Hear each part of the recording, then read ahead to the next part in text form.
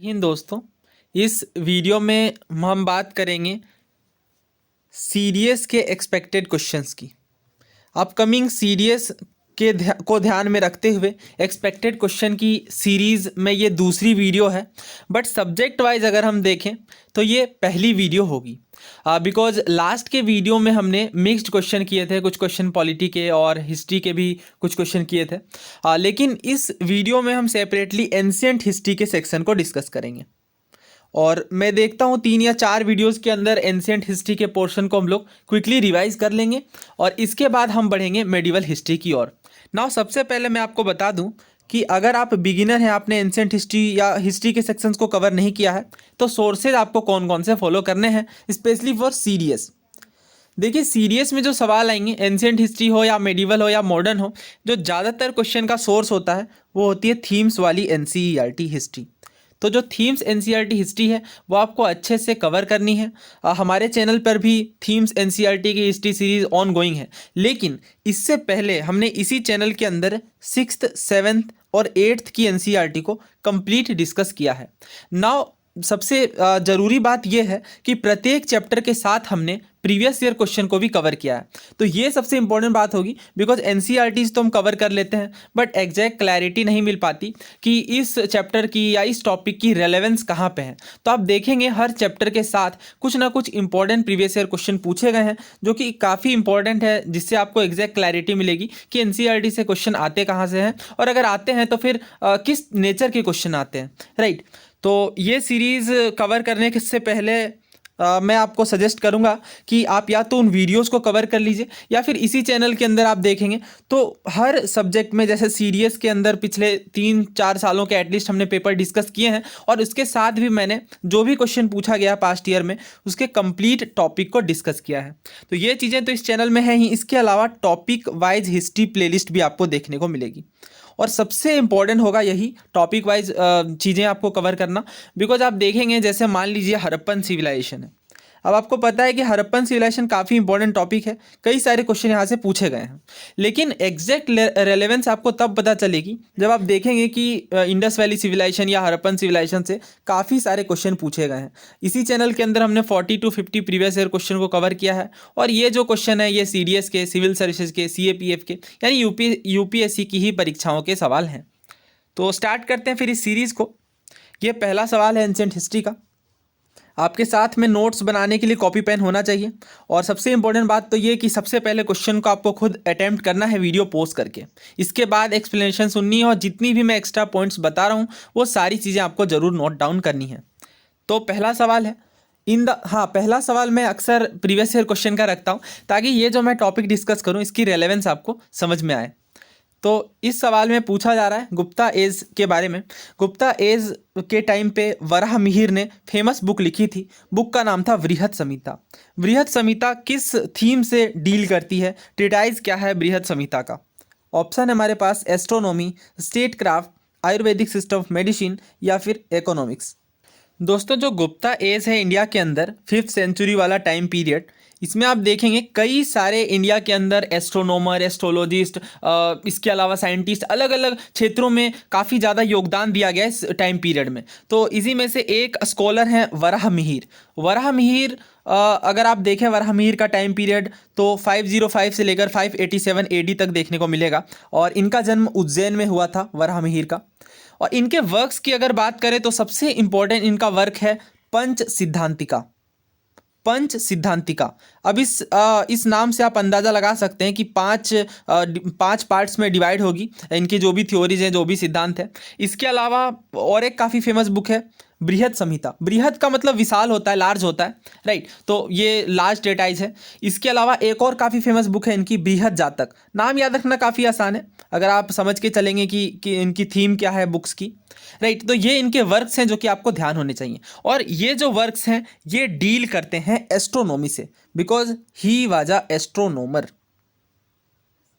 तो ये बात अगर आप ध्यान रखेंगे कि इनकी जो बुक्स हैं ये एस्ट्रोनॉमी से डील करती हैं, बिकॉज बुक्स के नाम भी काफ़ी ज़्यादा इंपॉर्टेंट है। तो यहाँ पे तो आपसे ये पूछा गया कि किस थीम से, किस ट्रेटाइज से डील करती है, लेकिन कई बार ये पूछ लिया जाता है कि बताइए पंच सिद्धांतिका पुस्तक किनके द्वारा लिखी गई है, या फिर इस तरीके से भी पूछा जा सकता है कि बताइए निम्नलिखित में से कौन सी पुस्तक वराहमिहिर के द्वारा नहीं लिखी गई है। राइट, तो किसी भी तरीके से क्वेश्चन आए, अगर आपको क्लैरिटी है तो ऐसे क्वेश्चन आप काफ़ी आसानी से कवर कर सकते हैं। दोस्तों, एंशियंट हिस्ट्री के अंदर सबसे इंपॉर्टेंट टॉपिक है बुक्स वाला। बुक्स एंड ऑथर्स का सेक्शन काफ़ी इंपॉर्टेंट है, कई बार हमने डिस्कस किया अलग अलग वीडियोस के थ्रू। अगर आप हिस्ट्री प्लेलिस्ट में जाएंगे तो वहाँ पे सेपरेटली 3 या 4 वीडियोस होंगे जिनमें हमने कंप्लीट प्रीवियस ईयर क्वेश्चन को डिस्कस किया है। इसके अलावा मैं एक बार क्विकली रिकैप यहाँ पर भी करवा देता हूँ। देखिए, अगर सबसे पहले एंशियंट हिस्ट्री के अंदर ऑथर्स की बात करें, सो मैं इस वीडियो में केवल गुप्ता पीरियड की लिटरेचर को ही कवर करूंगा, बिकॉज काफ़ी सारे बुक्स हो जाएंगे तो सेपरेटली डिस्कस करना फ़ायदेमंद रहेगा। फिलहाल क्विकली गुप्ता पीरियड के लिटरेचर को कवर कर लेते हैं। देखिए, हर पार्ट में अगर आप देखें तो लिटरेचर को हम लोग 3 कैटेगरीज में डिवाइड कर सकते हैं। जैसे यहाँ पे भी कुछ सेक्युलर लिटरेचर होंगे गुप्ता पीरियड के टाइम पे भी, कुछ रिलीजियस थीम पे बेस्ड होंगे, और कुछ ऐसे होंगे जो साइंटिफिक थीम से डील करेंगे। जैसे अभी हमने देखा ये वाला जो सवाल है एस्ट्रोनॉमी पे बेस्ड है, यानी कि आप कह सकते हैं कि साइंटिफिक लिटरेचर है। राइट, तो सेक्युलर लिटरेचर में अगर सबसे पहले हम बात करें और गुप्ता पीरियड के टाइम पे, तो सबसे पहले नाम आएगा कालिदास जी का। कालिदास कोर्ट पोएट थे चंद्रगुप्त सेकंड के। बहुत इंपॉर्टेंट पॉइंट है ये, जरूर ध्यान रखिए। चंद्रगुप्त सेकंड, जिन्हें विक्रमादित्य भी कहा जाता है, कई बार तो यही सवाल पूछ लिया जाता है कि बताइए विक्रमादित्य किनका उपनाम था, तो चंद्रगुप्त सेकंड का उपनाम था। और इनके दरबार में भी नवरत्न रहा करते थे, जैसे अकबर के टाइम पे था, मिडिवल हिस्ट्री में भी हम देखते हैं, उसी तरीके से एंशिएंट हिस्ट्री में भी चंद्रगुप्त सेकंड के टाइम पे नवरत्न हुआ करते थे। और ये जो नवरत्न थे, इनमें एक कालिदास भी थे, जो कि काफ़ी प्रमुख स्थान रखते थे इनके कोर्ट पोएट के रूप में। राइट, और कालिदास के विषय में हमें पता है शेक्सपियर ऑफ द ईस्ट कहा जाता है कालिदास को। कई सारे बुक्स इन्होंने लिखे। सबसे जो पहली और सबसे फेमस बुक है वो है अभिज्ञान शाकुंतलम। राइट, अभिज्ञान शाकुंतलम किस थीम पे बेस्ड है, तो दुष्यंत और शकुंतला की स्टोरी है। थोड़ा आपको आइडिया होना चाहिए, क्योंकि अगर आप प्रीवियस ईयर क्वेश्चन के नेचर को देखेंगे तो कई बार बुक्स के ऑथर पूछने की बजाय बुक्स की थीम क्या है वो पूछ ली जाती है, तो आपको ब्रीफ आइडिया होना चाहिए। यहीं से आप ध्यान रख सकते हैं अभिज्ञान शाकुंतलम, यानी शकुंतला और दुष्यंत की स्टोरी पे बेस्ड है। और इनके जो सन होते हैं भरता, जिन पे बेस्ड माना जाता है कि भारत का नाम भी भरता की इनके ऊपर ही पड़ा है। राइट, तो ये स्टोरी आपने जरूर सुनी होगी।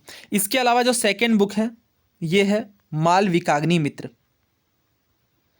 ये तो सिविल सर्विसेज में डायरेक्टली पूछा गया है, और किस तरीके से क्वेश्चन था ये भी मैं आपको बता देता हूँ।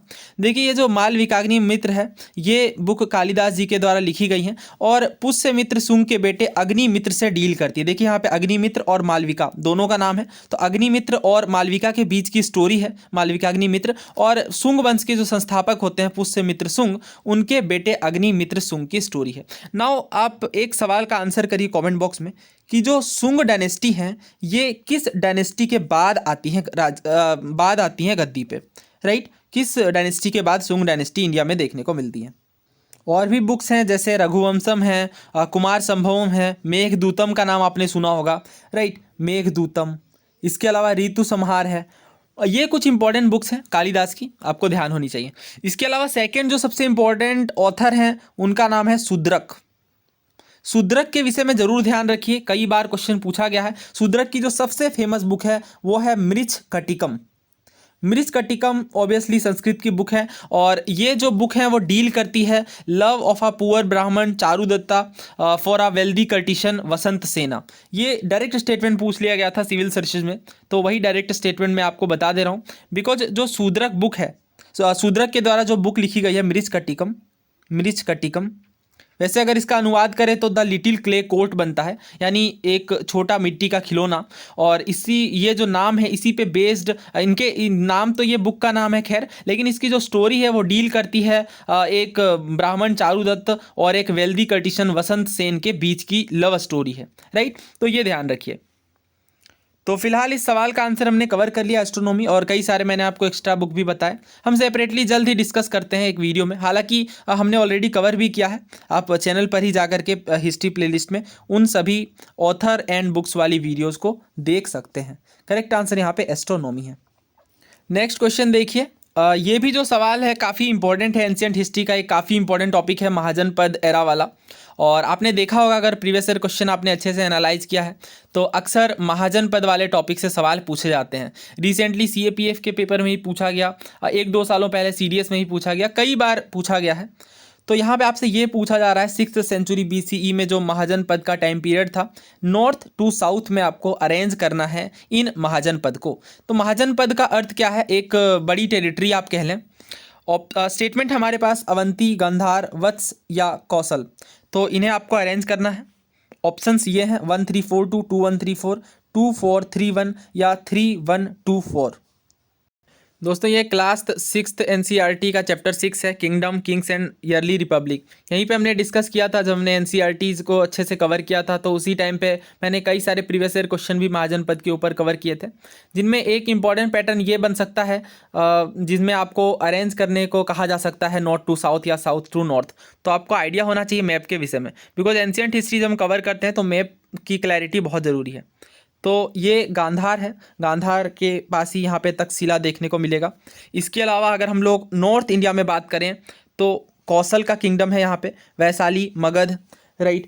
अंग है जो आज के डेट में, मॉडर्न डेट में अगर हम देखें तो वेस्ट बंगाल प्रोविंस में देखने को मिलेगा। इसके अलावा अवंती, ये वेस्टर्न इंडिया का पार्ट है। और इसके अलावा अवंती की ही राजधानी उज्जैन है। देखिए ये जो डॉटेड हैं ये इनके कैपिटल्स को दिखाया जा रहा है।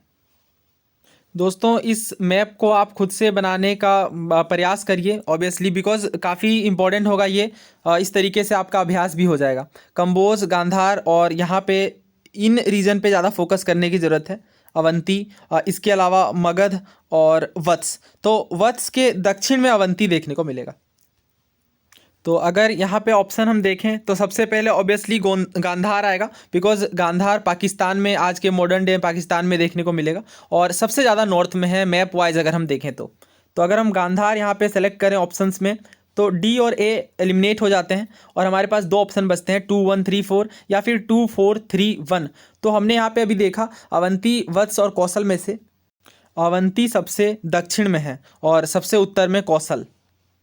तो अगर हम 2 के बाद 4 देखें तो केवल एक ही ऑप्शन में देखने को मिलेगा। तो पूरा आपको इस तरीके के सवाल सॉल्व नहीं करने। अगर आप 1-2 भी स्टार्टिंग के जान रहे हैं तो फिर काफ़ी आसानी से इस तरीके के क्वेश्चन को कवर कर सकते हैं। तो करेक्ट ऑर्डर होगा यहाँ पे 2431। या तो आपको आइडिया हो कि सबसे साउथ में, अगर इन ऑप्शंस में से देखें तो अवंती सबसे साउथ में है, या फिर आपको ये ध्यान हो कि गांधार के बाद कौशल आएगा। साउथ नॉर्थ के मुकाबले ये जो कौशल है वो ज़्यादा साउथ में है। तो इस तरीके से इन क्वेश्चन को आप कवर कर सकते हैं। दोस्तों महाजनपद पर हमने डिस्कस तो किया हुआ है ऑलरेडी 6th NCERT में, बट सेपरेटली भी मैंने वीडियोस बनाई हैं महाजनपद के ऊपर। आप चैनल पर ही जाकर के हिस्ट्री प्लेलिस्ट में जाकर के देख सकते हैं। और एक वीडियो तो हमने स्टार्टिंग में सबसे पहले बहुत डिटेल में कवर किया महाजनपद को। इसके बाद इस टॉपिक के ऊपर जितने भी प्रीवियस ईयर क्वेश्चन है वो हमने एक साथ सॉल्व किए थे। नेक्स्ट क्वेश्चन देखिए। अगेन ये जो सवाल है ये एंशिएंट हिस्ट्री की बुक्स पर आधारित है, बिकॉज मुझे लगता है ये टॉपिक सबसे ज़्यादा वेटेज अपने आप में रखता है। He was the author of famous Sanskrit grammar Ashtadhyayi, which is a linguistic treatise deals with classical Sanskrit। यानी एक संस्कृत ग्रामर के ऑथर हैं अष्टाध्यायी, जिन्होंने बुक लिखी है। और ये जो अष्टाध्यायी पुस्तक है ये लिंग्विस्टिक ट्रेटाइज है जो कि डील करती है क्लासिकल संस्कृत के साथ। आपको बताना है कि किन के विषय में उपयुक्त पैसेज में बात की गई है। यानी बेसिकली अष्टाध्यायी के ऑथर के बारे में आपसे पूछा जा रहा है। ऑप्शन है हमारे पास पाणिनि, पतंजलि, बाणभट्ट या फिर अश्वघोष। दोस्तों ये जो पुस्तक है अष्टाध्यायी ये फर्स्ट संस्कृत ग्रामर मानी जाती हैं और अष्टाध्यायी के लेखक का नाम है पाणिनि। पाणिनि ने ये पुस्तक 4th सेंचुरी BCE में लिखी है, यानी आप समझ सकते हैं काफ़ी पुराना टाइम पीरियड है। और ऑब्वियसली इसका आंसर फिर तो पाणिनि है। बाकी के जो ऑथर्स हैं पतंजलि, बाणभट्ट, अश्वघोष, ये भी काफ़ी इंपॉर्टेंट ऑथर हैं। इनके बुक्स के नाम भी आपको ज़रूर ध्यान होने चाहिए। तो यहाँ पे अगर हम बात करें पतंजलि की तो अगेन पतंजलि ने भी कई सारी बुक्स लिखी हैं, जिनमें सबसे फेमस बुक है महाभाष्य। और इसके अलावा योग में काफ़ी बड़ा योगदान है पतंजलि का। योग सूत्राज लिखे गए हैं पतंजलि के द्वारा, राइट। इसके अलावा अगर हम बात करें बाणभट्ट की तो बाणभट्ट का नाम भी आपने ज़रूर सुना होगा, बिकॉज कई बार बाणभट्ट के ऊपर भी सवाल पूछे गए हैं। दोस्तों बाणभट्ट 7th सेंचुरी के काफ़ी फेमस ऑथर हैं। इनके द्वारा जो दो प्रमुख पुस्तकें लिखी गई हैं, नाम है हर्षचरित जो कि हर्षा की बायोग्राफी है, हर्षवर्धन की बायोग्राफी है। इसके अलावा एक और जो काफ़ी प्रमुख पुस्तक है, नाम है कादम्बरी। ये दो किताबें बाणभट्ट के द्वारा लिखी गई हैं। देखिए हर्षचरित के जो मुख्य पात्र हैं हर्षवर्धन, वर्धन वंश के राजा, काफ़ी फेमस, और इन्होंने स्वयं कई सारी पुस्तकें लिखी हैं जिनमें 3 जो फेमस बुक्स हैं उनका नाम काफ़ी इंपॉर्टेंट है। रिसेंटली कई पेपर्स में पूछा गया है ये सवाल, तो बहुत ध्यान से आपको नोट कर लेना ये चीज़। 3 जो इंपॉर्टेंट पुस्तक लिखी गई हैं हर्षवर्धन के द्वारा, रत्नावली, वो पुस्तकें हैं रत्नावली, प्रियदर्शिका और नागानंदा। ये 3 बुक्स काफ़ी फेमस हैं, ध्यान रखिए हर्षवर्धन के द्वारा लिखी गई हैं। अभी रिसेंटली कई पेपर्स में पूछा गया कि कौन सी पुस्तक हर्षवर्धन के द्वारा नहीं लिखी गई हैं, तो अगर ये 3 बुक्स रहेंगे आपको ध्यान, तो ऑब्वियसली फिर आंसर काफ़ी आसानी से निकाला जा सकता है। हाँ दोस्तों, इस ऑप्शन में जो चौथा नाम है अशोघोष का, ये भी काफ़ी फेमस ऑथर हैं, और अगर इनका टाइम पीरियड आप देखें तो कह सकते हैं 2nd सेंचुरी का। और इन्होंने जो सबसे फेमस बुक लिखी है उस बुक का नाम है बुद्ध चरित। नाम से ही स्पष्ट है कि ये गौतम बुद्ध की बायोग्राफी पे बेस्ड है, और ये जो बुक है ये संस्कृत भाषा के अंदर लिखी गई है, ध्यान रखना आपको। बुद्ध चरित पुस्तक संस्कृत भाषा में लिखी गई है। और अशोघोष स्वयं फॉलोवर थे सरस्वतीवाद बुद्धिज़्म के। अगर आपने मेरी बुद्धिज़्म वाली लेक्चर देखी है तो आपको अच्छे से क्लैरिटी होगी सरस्वतीवाद हम किस बुद्धिज़्म को कह रहे हैं। और ये संस्कृत डायमिस्ट तो है ही, इसके अलावा इनका जो टाइम पीरियड है ये काफ़ी आपको ध्यान रखना है, बिकॉज 2nd सेंचुरी का टाइम पीरियड है जो कि कालिदास के टाइम पीरियड से भी 200-300 सालों पहले का है, राइट। तो कई बार इस तरीके से क्रोनोलॉजी बेस्ड क्वेश्चन भी पूछे जाते हैं। और ये जो अशोघोष हैं ये कंटेम्पररी हैं कनिष्का के। कई बार क्वेश्चन पूछा गया है कि किस किंग के समकालीन हैं अशोघोष, तो कनिष्क के दरबार से संबंध देखने को मिलता है अशोघोष का। और अशोघोष की पुस्तकें मैंने आपको बता दी। एक पुस्तक तो खैर है ही बुद्धचरित, इसके अलावा 2 और काफ़ी प्रमुख पुस्तकें लिखी गई हैं। अभी रिसेंटली पूछा गया कई पेपर्स के अंदर। और देखिए बुद्धचरित तो खैर सबको ध्यान है कि अशोघोष के द्वारा लिखी गई हैं, बट इनके जो लेस पॉपुलर बुक्स हैं उनके नाम अब ऑप्शन में दिए जा रहे हैं। तो और कौन से 2 बुक हैं? दूसरा जो बुक है वो है सौंदर नंदन। अभी आई थिंक किसी स्टेट पीएससी में भी ये क्वेश्चन पूछा गया, और एक किसी पेपर में पूछा गया, तो इंपॉर्टेंट है ये, ध्यान रखिए। अशोघोष के द्वारा 2 और जो पुस्तकें लिखी गई हैं उनमें दूसरी पुस्तक है सौंदर नंदन, और तीसरी पुस्तक का नाम है सूत्रलंकार। तो 3 बुक्स मैंने आपको बताई अशोघोष की। पहली है बुद्धचरित, दूसरी है सौंदर नंदन, और तीसरी है सूत्रलंकार। ये तीनों बुक ध्यान रखिए, बिकॉज कई सारे क्वेश्चन अभी यहाँ से पूछे जा रहे हैं।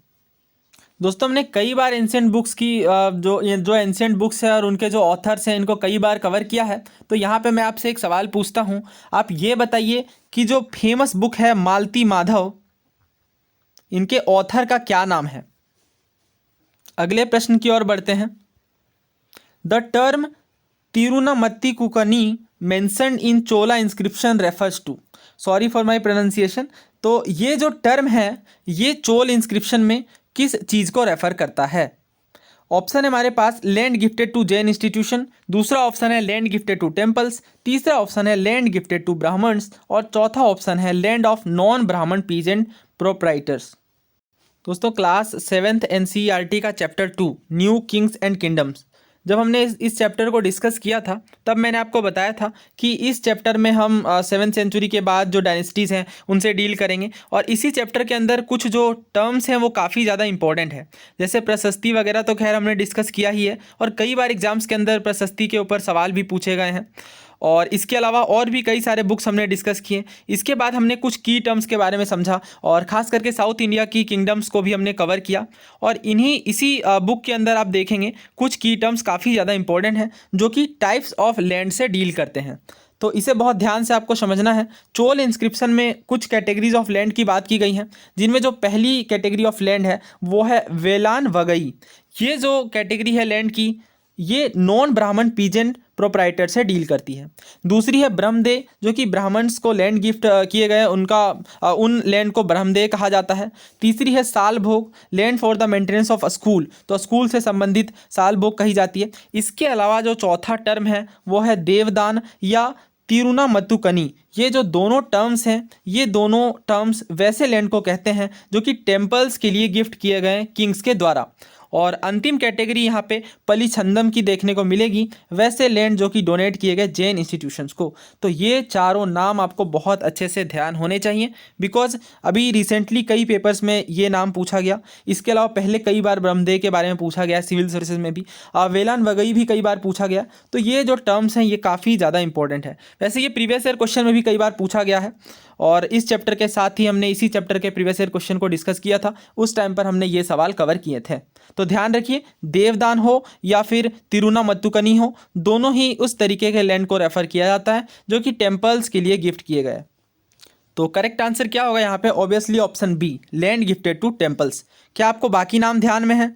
देखिए, आपको यहाँ पे एफर्ट्स लगाने पड़ेंगे, आपको सोचना पड़ेगा कि अभी जो हमने पढ़ा जैन इंस्टीट्यूशन को जो लैंड गिफ्ट किए गए उन्हें क्या कहा जाता था, और इसके अलावा भी हमने देखा लैंड गिफ्टेड टू ब्राह्मण जो कि ब्रह्मदेव कहा गया, और नॉन ब्राह्मण्स के लैंड्स को भी हमने समझा। तो ये सभी नाम आप कॉमेंट करिए ताकि चीज़ें आपको लंबे समय तक याद रहें। सो दोस्तों, this is the part 1 of our ancient history series, और नेक्स्ट पार्ट में हम आने वाले जो हमारे पार्ट्स हैं इनके अंदर और भी कई सारे एंशियंट हिस्ट्री के क्वेश्चंस को हम कवर करेंगे इसी तरीके से। और इसके बाद मेडिवल हिस्ट्री और मॉडर्न हिस्ट्री और अन्य जो सब्जेक्ट हैं, पॉलिटी, ज्योग्राफी, इकोनॉमिक्स, इन सब्जेक्ट के भी इसी तरीके से हम इम्पॉर्टेंट एक्सपेक्टेड क्वेश्चंस को कवर करेंगे। दोस्तों, अगर यहाँ तक आपने लेक्चर बहुत ध्यान से सुना है, प्रॉपर चीज़ें नोट डाउन की हैं, तो एक सवाल का आप उत्तर करिए कमेंट बॉक्स के अंदर कि अश्वघोष किनके समकालीन थे, किस राजा से अपना संबंध रखते थे। दोस्तों, अगर आप चैनल पर नए हैं तो चैनल को सब्सक्राइब जरूर कर लें और अपने दोस्तों में भी ज़रूर शेयर करें। धन्यवाद।